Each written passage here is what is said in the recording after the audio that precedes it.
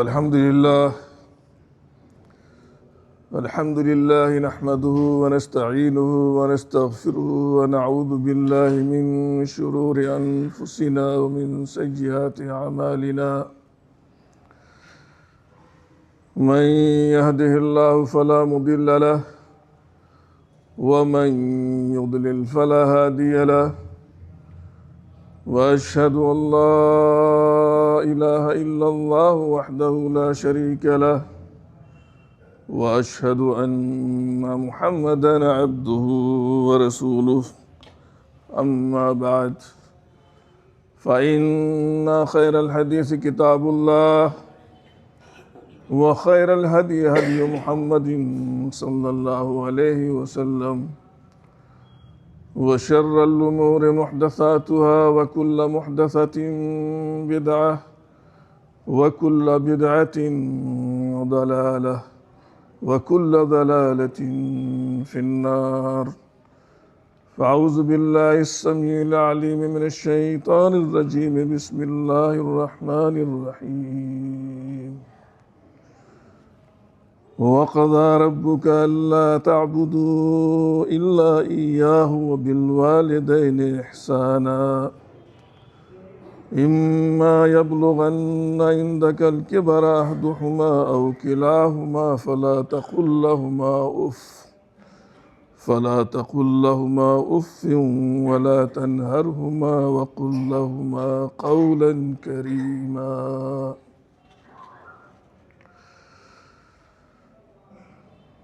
اسلامی و دینی بھائیوں، محترم اساتذہ اکرام، عزیز طلبہ اور ملت کی ماں اور بہنوں،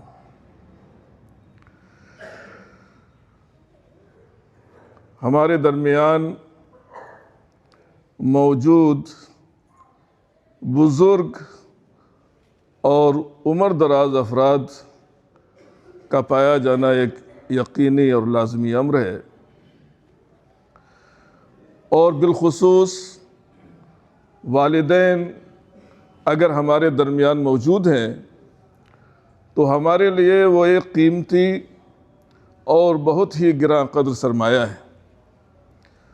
اور اس کی وجہ یہ ہے چونکہ معاشرے کے ان بزرگوں کے پاس زندگی کے لمبے تجربات ہوتے ہیں اور ایک لمبی تاریخ ان کے دل و دماغ میں رچی بسی ہوتی ہے، اور طرح طرح کے حالات سے گزر کر اس عمر کو پہنچتے ہیں جن کے اندر نئی نسل کے لیے، نوجوانوں کے لیے بہت کچھ عبرت اور نصیحت کا سامان موجود ہوتا ہے. لیکن افسوسناک صورتحال یہ ہے کہ موجودہ دور میں، موجودہ حالات میں ہماری یہ نئی نسل، نوجوان نسل اپنے ان بزرگوں کے تعلق سے بے تعلق ہوتی جا رہی ہے، ان کی جانب توجہ ہماری کم ہوتی جا رہی ہے.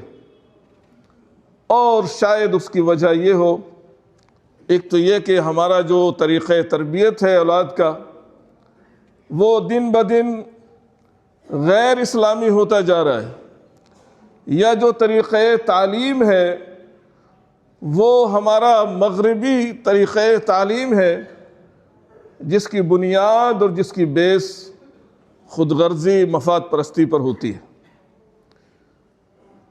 مغربی تعلیم اور تربیت یہ سمجھتی ہے کہ ایک شخص بوڑھا ہو چکا ہے، قبر میں پیر لٹکائے ہوئے ہے، اس سے اب کسی مفاد کی کوئی امید کی جائے اور کوئی آس لگائی جائے، یہ بے سود ہے، بے فائدہ ہے. اس لیے ایسے افراد اپنے سماج اور معاشرے کے اس طبقے کو کیا کرتے ہیں، ان کے ساتھ کیا سلوک ہوتا ہے، وہ ان کو اولڈ ایج ہوم کے حوالے کر دیتے ہیں. مغربی ممالک میں بزرگوں کی دیکھ بھال کے لیے یا ایسے والدین کے لیے یا ایسے بوڑھے افراد کے لیے جن کو لوگ اپنے گھر سے نکال دیتے ہیں تو لوگ اولڈ ایج ہوم تک ان کو پہنچا دیتے ہیں، وہاں ان کی دیکھ ریکھ کی جاتی ہے۔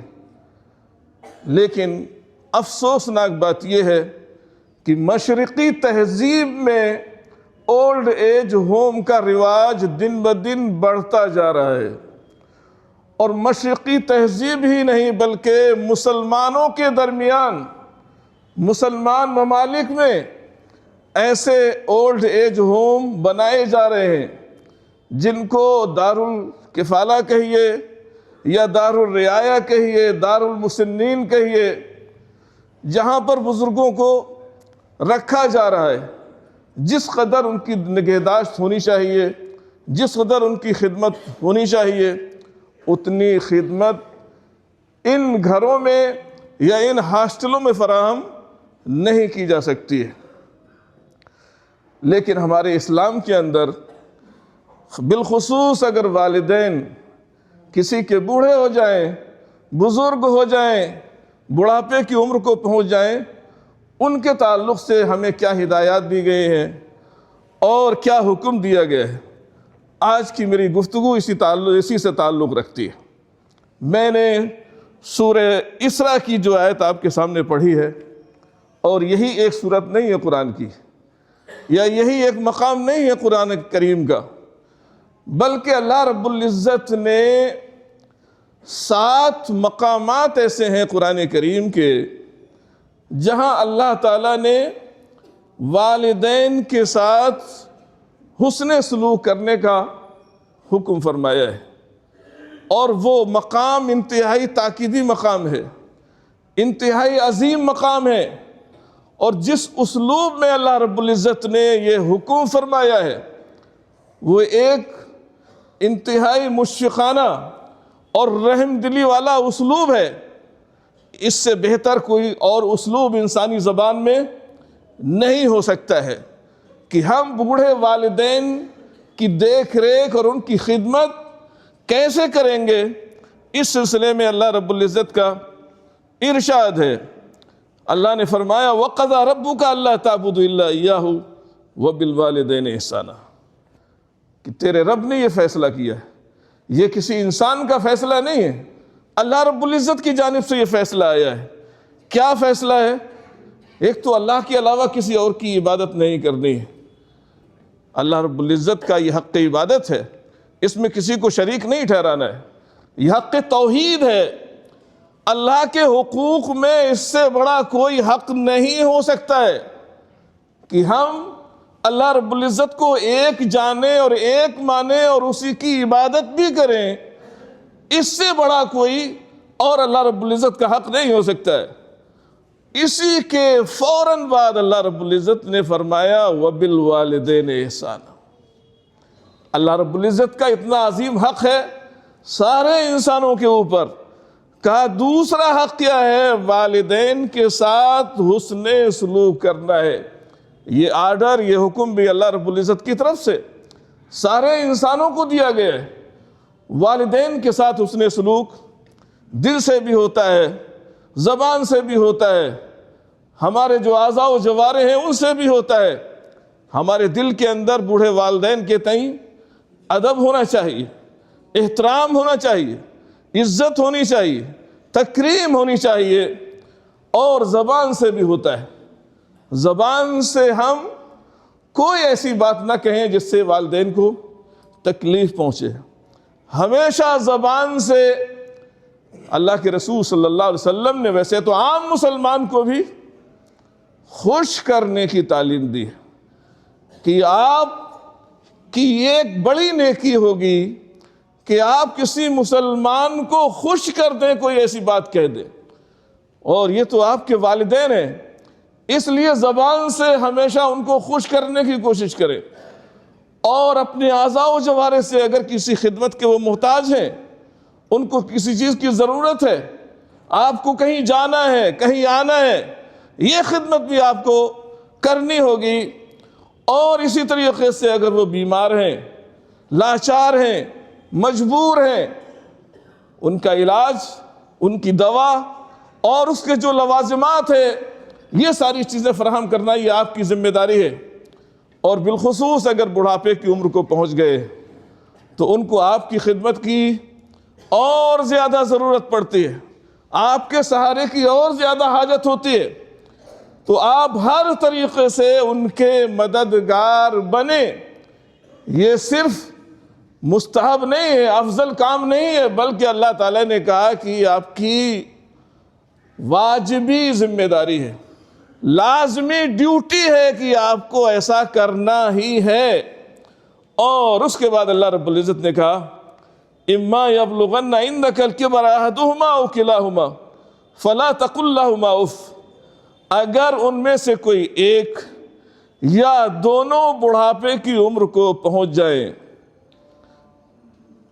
فرمایا فلا تقل لہما اف، تو ان کو اف تک نہیں کہنا ہے۔ یہ اف کیا ہے؟ عربی زبان کے اندر تکلیف کا جو سب سے کمتر درجہ ہو سکتا ہے، اس کو ظاہر کرنے کے لیے یہ لفظ استعمال کیا جاتا ہے۔ اس لیے اللہ رب العزت کا منشا یہ ہے کہ آپ اپنی زبان سے ادنا سی بھی تکلیف نہ پہنچائیں یا اپنی زبان سے اس کا اظہار نہ کریں۔ کہا کہ انہیں ادنا بھی تکلیف نہیں پہنچانا ہے زبان سے۔ مفسرین کہتے ہیں کہ اگر عربی زبان کے اندر اس کے علاوہ کوئی ایسا لفظ ہوتا جس سے تکلیف کا اور کمتر درجہ ظاہر ہو سکتا ہے تو اللہ تعالیٰ وہ ارشاد فرما دیتا۔ اس کا مطلب یہ کہ ہمیں کسی بھی حیثیت سے والدین کو تکلیف نہیں پہنچانی ہے، زبان سے برا نہیں کہنا ہے، گالیاں نہیں دینی ہے، مارنا نہیں ہے، پیٹنا نہیں ہے۔ وہ لوگ غور فرمائے جو لوگ والدین کو گالیاں دیتے ہیں، والدین کو مارتے اور پیٹتے ہیں، اور آج کل اخبارات میں ایسی بہت ساری خبریں ہم سنتے ہیں، پڑھتے ہیں کہ بعض دفعہ اولاد اپنے انہی والدین کو موت کے گھاٹ اتار دیتی ہے۔ کتنے بڑے جرائم ہمارے سماج اور معاشرے میں ہو رہے ہیں یہ ان ہدایات کے باوجود۔ آگے اللہ نے فرمایا وَلَا تَنْهَرْهُمَا، ان کو جھڑکنا بھی نہیں، ڈانٹنا بھی نہیں، یہ اولاد کے اوپر لازم ہے۔ اور کرنا کیا ہے؟ وَقُلْ لَهُمَا قَوْلًا كَرِيمًا، ان سے جو گفتگو کرنی ہے، جو بات کرنی ہے، وہ نرم لب و لہجے میں بات کرنی ہے۔ سخت لب و لہجے میں گفتگو کرنے کی والدین سے شریعت نے اجازت نہیں دی، اور ان کی توہین اور ان کی بے عزتی ہوتی ہو، ایسے کلمات، ایسے الفاظ زبان سے نکالنے کی شریعت نے اجازت نہیں دی ہے۔ اس لیے اولاد کی ذمہ داری ہے کہ وہ والدین کے ساتھ نرم لب و لہجے میں گفتگو کرے، ادب اور احترام کے دائرے میں رہتے ہوئے گفتگو کرے، اگرچہ والدین مشرک اور کافر ہی کیوں نہ ہوں۔ اگر ماں باپ کے ساتھ بحث و مباحثے کی نوبت آ جائے تو آپ کو بحث و مباحثہ بھی نہیں کرنا ہے، تکرار نہیں کرنی ہے، اور اگر ناگزیر ہو جائے تکرار اور بحث و مباحثہ تو ادب کا دامن ہاتھ سے نہیں چھوڑنا چاہیے۔ اللہ رب العزت نے ابراہیم علیہ الصلوۃ والتسلیم کا ذکر قرآن میں کئی مقامات پر کیا ہے، اور ان کے والد یا ان کا باپ کافر تھا، مشرک تھا۔ سورہ مریم کے اندر آیت نمبر 51 سے یہ ابراہیم علیہ السلام کا ذکر آتا ہے، شروع ہوتا ہے۔ 4 مرتبہ ابراہیم علیہ السلام نے اپنے مشرک اور کافر باپ کو کیسے خطاب کیا ہے؟ یا ابتی، اے ابا جان، اے والد محترم۔ یہ شفقت، محبت کا اسلوب ہے۔ اگر ہم اپنے والدین کے ساتھ یہ اسلوب اختیار کریں گے تو اس کا فائدہ کس کو ہوگا؟ اس کا فائدہ آپ کو ہوگا۔ آپ کی اولاد بھی آپ کے ساتھ ادب احترام سے پیش آئے گی، جیسا کہ ابراہیم علیہ السلام کے بارے میں آتا ہے۔ جب ابراہیم علیہ السلام نے تذکرہ کیا اپنے بیٹے سے اسماعیل سے کہ میں نے خواب دیکھا ہے کہ میں تم کو اللہ کی راہ میں ذبح کر رہا ہوں، ابراہیم علیہ السلام اسماعیل علیہ السلام نے برجستہ کہا یا ابت افعل، مات عمر، جو بھی حکم اللہ کی طرف سے آپ کو دیا جا رہا ہے آپ کیجئے۔ آپ سوچئے کہ اللہ جان دینا اللہ کی راہ میں یہ کوئی آسان کام نہیں ہے، لیکن اسماعیل علیہ السلام نے اپنے باپ کی نافرمانی نہیں کی، اس لیے کہ ابراہیم علیہ السلام کا جو رویہ تھا، جو سلوک تھا اپنے والد کے ساتھ، اپنے باپ کے ساتھ، وہ انتہائی ادب اور احترام کا سلوک تھا۔ تو اللہ رب العزت نے حکم فرمایا ہے کہ نرم لب و لہجے میں والدین سے گفتگو کرنا ہے، اور آگے فرمایا وَاخْفِضْ لَهُمَا جَنَاحَ الذُّلِّ مِنَ الرَّحْمَةِ وَقُلْ رَبِّ ارْحَمْهُمَا كَمَا رَبَّيَانِي صَغِيرًا۔ والدین کے لیے شفقت، محبت کے ساتھ عاجزی، انکساری اور تواضع کا بازو جھکا دیجئے۔ آپ اپنا بازو والدین کے سامنے کیسے جھکائیں گے شاید ہماری سمجھ میں نہ آئے، لیکن مفسرین کہتے ہیں کہ اللہ رب العزت نے انسانوں کو ایک پرندے سے سمجھانے کی کوشش کی ہے۔ پرندہ کس طرح سے اپنے ان بچوں کو، جن بچوں کے ابھی پر نہیں نکلے ہوتے ہیں، گھونسلے میں ہوتے ہیں، جب کوئی خطرہ ان کو لاحق ہوتا ہے تو پرندہ کیا کرتا ہے؟ اپنے پروں میں ان کو چھپانے کی کوشش کرتا ہے، ان کو ڈھانپنے کی کوشش کرتا ہے، اور بعض اوقات تو ایسے ایسے پرندوں سے وہ لڑ جاتا ہے اور ایسے جانوروں سے لڑ جاتا ہے اپنے بچے کی حفاظت کے لیے کہ تصور نہیں کیا جا سکتا، اور ہو سکتا ہے کہ اس کی جان بھی اس میں چلی جائے۔ اس لیے والدین کے ساتھ اسی طرح سے شفقت اور محبت کا اظہار کرنا ہے جس طریقے سے ایک پرندہ اپنے بچوں کے ساتھ شفقت، محبت اور الفت کا اظہار کرتا ہے، اور ہر ممکن کوشش کرتا ہے کہ اپنے بچوں کی حفاظت کی جائے۔ اس سے بہتر والدین کے ساتھ محبت اور شفقت کا کوئی اسلوب انسانی زبان میں تو نہیں سمجھتا ہوں کہ انسانی زبان میں کوئی اس سے اچھا بہتر اسلوب ہو سکتا ہے کہ والدین کے ساتھ کتنی شفقت کرنی ہے، کتنی محبت کرنی ہے۔ تو تواضع اور خاکساری کے ساتھ والدین کے سامنے آنا ہے، اور یہ بھی علماء نے لکھا ہے کہ والدین کے سامنے اولاد کی حیثیت کیا ہونی چاہیے۔ کہا کہ یہی حیثیت ہونی چاہیے جس طریقے سے ایک غلام، ادنا درجے کا غلام اپنے مالک، اپنے آقا کے سامنے کھڑا ہوتا ہے، نگاہیں نیچی ہوتی ہیں، جسم ڈھیلا ہوتا ہے، ادب احترام ہوتا ہے، عاجزی انکساری ہوتی ہے۔ اور میں اگر کہنا چاہوں آج کل کی زبان میں، جس طریقے سے ایک مجرم جج کے سامنے کھڑا ہوتا ہے، اس کا جسم ڈھیلا ہوتا ہے، شرمندگی محسوس کرتا ہے، اسی طریقے سے والدین کے سامنے ہمیں کھڑا ہونا ہے، ان کے سامنے سینہ تان کے نہیں کھڑا ہونا ہے۔ یا بعض دفعہ اولاد والدین کے سامنے آستین چڑھا لیتی ہے، مقابلہ آرائی پر اتر آتی ہے۔ یہ سارے طریقے حرام اور ممنوع ہیں اگر ہم واقعی صحیح معنی میں قرآن کے ماننے والے ہیں اور قرآن کے اس حکم کو مانتے ہیں۔ آگے اللہ رب العزت نے فرمایا وَقُلْ رَبِّ ارْحَمْهُمَا كَمَا رَبَّيَانِي صَغِيرًا، اور ان کے لیے دعا بھی کرتے رہنا ہے کہ اللہ رب العزت ان پر رحم فرما، جس طریقے سے بچپن کی حالت میں انہوں نے میری حفاظت کی ہے، میری پرورش کی ہے، میری تربیت کی ہے، اور ہر مضر اور نقصان چیز سے مجھے بچانے کی کوشش کی ہے۔ اللہ رب العزت ان پر رحم فرما۔ یہ ایک مقام ہے جس پر اللہ رب العزت نے یہ ذکر اپنے حق عبادت کے بعد فوراً بعد والدین کی خدمت کا تذکرہ کیا ہے۔ اور دوسرا مقام ہے، اس کا تعلق بنی اسرائیل سے ہے، یہودیوں سے ہے۔ اللہ رب العزت نے کہا وَإِذْ أَخَذْنَا مِيثَاقَ بَنِي إِسْرَائِيلَ لَا تَعْبُدُونَ إِلَّا اللَّهَ وَبِالْوَالِدَيْنِ إِحْسَانًا۔ یہ حکم صرف اسی امت کے افراد کو نہیں دیا گیا ہے، بلکہ اللہ تعالیٰ نے پچھلی امتوں کے لوگوں کو بھی حکم دیا ہے، بلکہ پختہ عہد و پیمان اللہ تعالیٰ نے بنی اسرائیل سے لیا تھا کہ والدین کے ساتھ اچھا سلوک کرو گے۔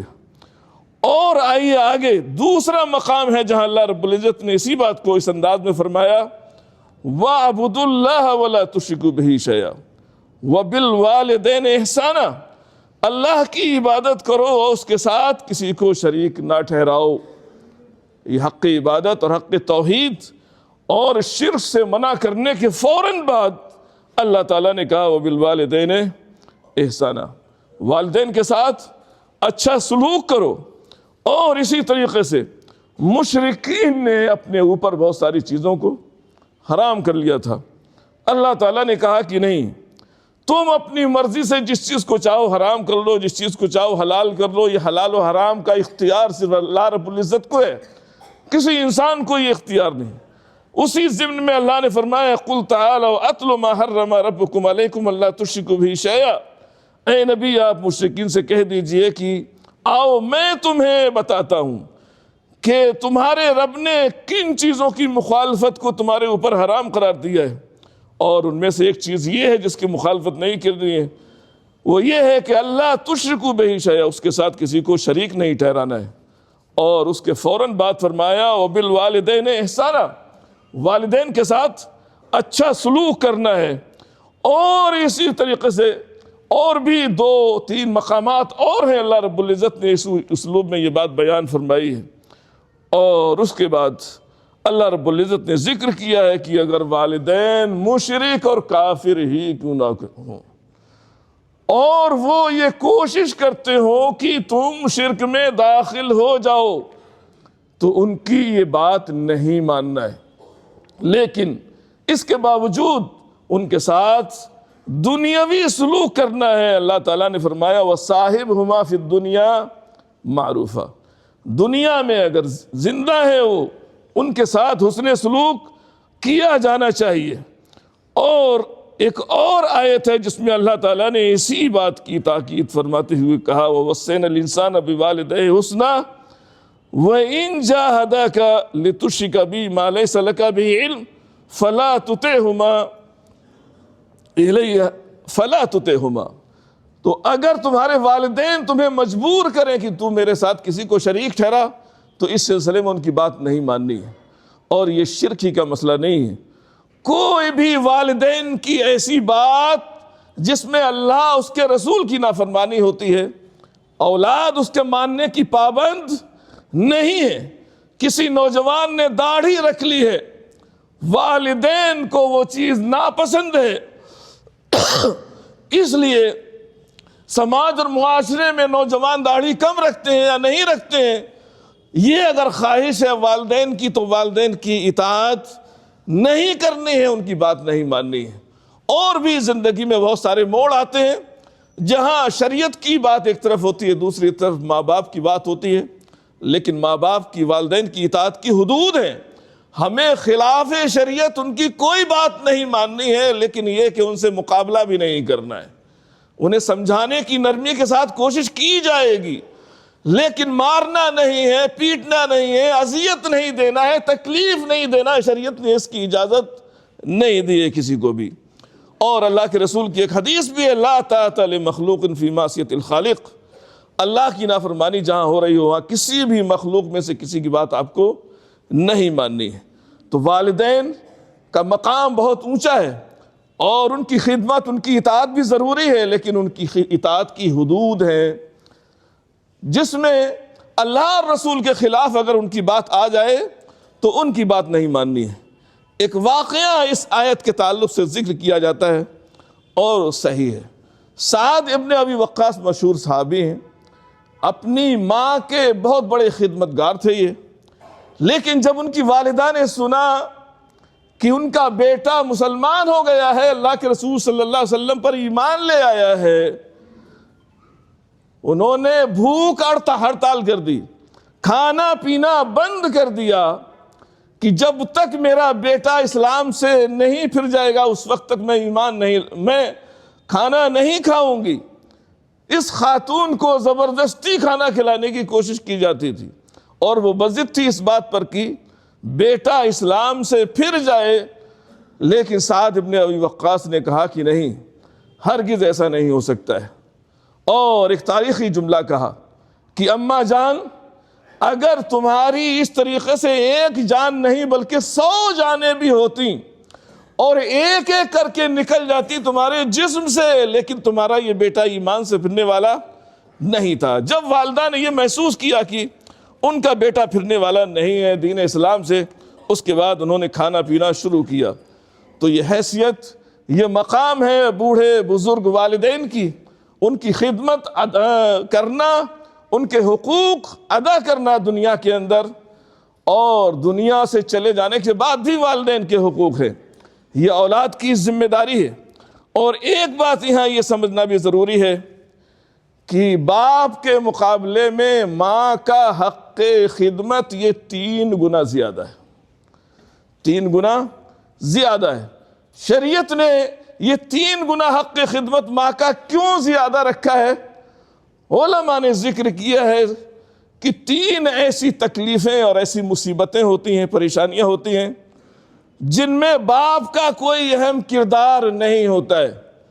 سب سے پہلی تکلیف یہ ہے کہ ماں بچے کو پیٹ میں رکھتی ہے، حمل کی تکلیف، اور شاید مرد حضرات یہ چیز محسوس نہیں کر سکتے ہیں، یا تو خواتین محسوس کرتی ہیں، یا ڈاکٹر لوگ اس مرحلے کی جو تکلیف ہوتی ہے اس کو بیان کر سکتے ہیں۔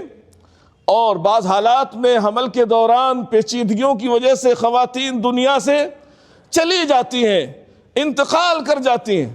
اور دوسری تکلیف بچے کی پیدائش کے وقت جو تکلیف ہوتی ہے تصور نہیں کیا جا سکتا ہے، اور ہماری بہت ساری خواتین اس موقع سے بھی اپنی جان قربان دے دیتی ہیں آپ کو دنیا میں زندہ دیکھنے کے لیے، کہ میرا بچہ دنیا میں زندہ رہے، باقی رہے، اس کی خاطر وہ اپنی جان قربان کر دیتی ہیں۔ اور تیسری تکلیف اور تیسری پریشانی کیا ہے؟ وہ دودھ پلانے کی مشقت ہے، پریشانی۔ آپ کہیں گے اس میں پریشانی کی کیا بات؟ جی ہاں، یہ بھی تکلیف دہ مرحلہ ہوتا ہے۔ کتنی خواتین خون کی کمی کا شکار ہو جاتی ہیں۔ جو دودھ بچہ پیتا ہے وہ قدرتی نظام کے تحت خون فلٹر ہوتا ہے، ماں کا خون ہوتا ہے، وہ خون جگر ہے، وہ عام بات نہیں ہے۔ یہ 3 تکلیفیں ایسی ہیں جو ہماری خواتین جھیلتی ہیں اپنے بچوں کو دنیا میں لانے کے لیے، ان کو زندہ دیکھنے کے لیے اور خوشی محسوس کرنے کے لیے، اور بعض اوقات اپنی جان کی جان بھی چلی جاتی ہے۔ اللہ کے رسول صلی اللہ علیہ وسلم نے خوشخبری دی ہے ایسی خواتین کو، اگر اس حالت میں موت ہو جائے تو شہید ہے، حکماً شہید کا درجہ ان کو ملتا ہے۔ اللہ کے رسول صلی اللہ علیہ وسلم کی یہ خوشخبری ہے ان خواتین کے لیے جو یہ ذمہ داری نبھا رہی ہے۔ چوتھا مرحلہ آتا ہے تکلیف اور پریشانی کا، بچے کی تربیت کا۔ ماں بھی باپ کے ساتھ آئندہ آنے والی زندگی میں بچے کی ہر چیز کو پورا کرتی ہے، اس کی تربیت کرتی ہے، پرورش کرتی ہے، اور بعض حالات میں اس موقع سے بھی اس کو بہت ساری پریشانیاں اٹھانی پڑتی ہیں۔ لیکن افسوس کا مقام یہ ہے کہ جس ماں کو شریعت نے اتنا عظیم حق دیا ہو، باپ کے مقابلے میں 3 گنا حق زیادہ رکھا ہو، سب سے آسان لگتا ہے بیٹوں کو اور بیٹیوں کو، اولاد کو، کہ وہ ایسی ماں کو گھر سے نکال دیتے ہیں۔ در بدر بھٹکتی ہے یہ ماں۔ اس سے بڑا افسوسناک اور کیا المیہ ہو سکتا ہے؟ کسی خاتون نے یہ بات کہی تھی کہ وہ کتا پال سکتا ہے مگر ماں بوجھ لگتی ہے۔ ہمارے گھروں میں جو مغربی تہذیب سے لوگ متاثر ہیں، 2-2 3-3 4-4 کتے جانور یہ گھروں میں موجود ہیں، ان کے لیے جگہ ہے، ان کے لیے کھانا ہے، ان کے لیے علاج ہے، ان کے لیے ڈاکٹر بھی موجود ہیں، لیکن بوڑھی ماں اور بوڑھے والدین کو رکھنے کے لیے ان کے پاس کوئی گنجائش، کوئی جگہ نہیں ہے۔ کہا وہ کتا پال سکتا ہے مگر ماں بوجھ لگتی ہے۔ کیا کتے نے اس کو کچھ بھی وفاداری نہ سکھلائی؟ کتا جو مالک اس کو کھلاتا ہے، کتا اپنے مالک کا وفادار ہوتا ہے، اور اتنا وفادار ہوتا ہے کہ مالک کی جان بچانے کے لیے، اپنی جان دینے کے لیے تیار ہو جاتا ہے، ہر طرح سے سیفٹی اور حفاظت کرنے کی کوشش کرتا ہے۔ لیکن افسوس ہوتا ہے ہم انسان ہیں، مسلمان ہیں، اور سچے پکے مسلمان ہونے کا دعویٰ کرتے ہیں، اس کے باوجود ماں کا حق خدمت ہم کو یاد نہیں آتا ہے، اور کسی نے اسی لیے ماں نے جو قربانیاں دی ہیں کہا تھا کبھی ماں کی ہتھیلی چوم لینا، کبھی ماں کی ہتھیلی چوم لینا، رہی اس کی بڑی قربانیاں ہیں۔ ماں اپنے بچے کو دنیا میں لانے کے لیے جو قربانیاں دیتی ہے ہم شاید اس کا احساس نہیں کر سکتے، ہم تصور نہیں کر سکتے۔ اللہ رب العزت سے دعا ہے کہ ہمارے نوجوانوں کو، ہماری نئی نسل کو والدین کی اور بالخصوص ماں جیسی کمزور مخلوق کی خدمت کرنے کی، ان کے حقوق ادا کرنے کی، ان کی اچھے کاموں میں اطاعت کرنے کی توفیق عطا فرمائے۔ وآخر دعوانا الحمدللہ رب العالمین۔